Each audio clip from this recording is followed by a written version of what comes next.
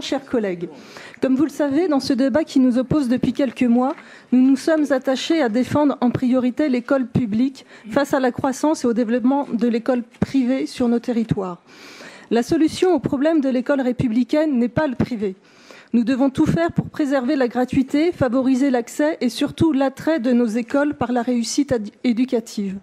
C'est l'idée que nous nous faisons de la République et de l'égalité des chances.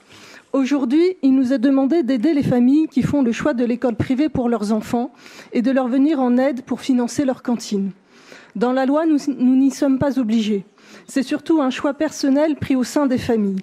En effet, les collectivités territoriales sont tenues de financer que les dépenses de fonctionnement des classes du privé sous contrat, entretien des locaux, mobilier scolaire, chauffage, eau, etc., dans les mêmes conditions que celles des classes correspondantes de l'enseignement public. Mais la restauration scolaire n'a jamais fait partie de cette enveloppe obligatoire. Cet argent versé au privé n'ira pas au public.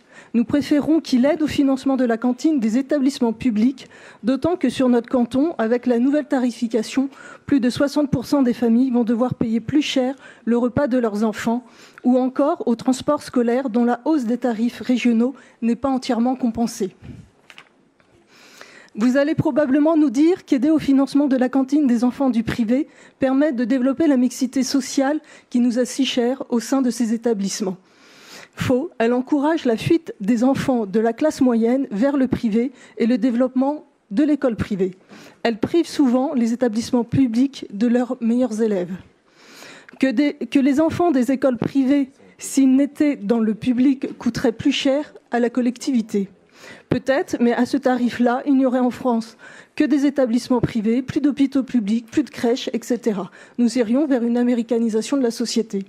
Par ailleurs, il nous semble étrange de voter une aide aux familles pour les cantines des écoles du privé, sans convention avec les établissements privés, notamment pour imposer la mixité, ou de passer par Approval, ou par des fournisseurs locaux. Non seulement on ne demande pas de contrepartie, mais que d'après les récents rapports, les écoles privées ne respectent pas les contrats passés avec l'État, entre autres sur la mixité sociale, avec un fossé qui se creuse ces dernières années. Nous voterons donc contre.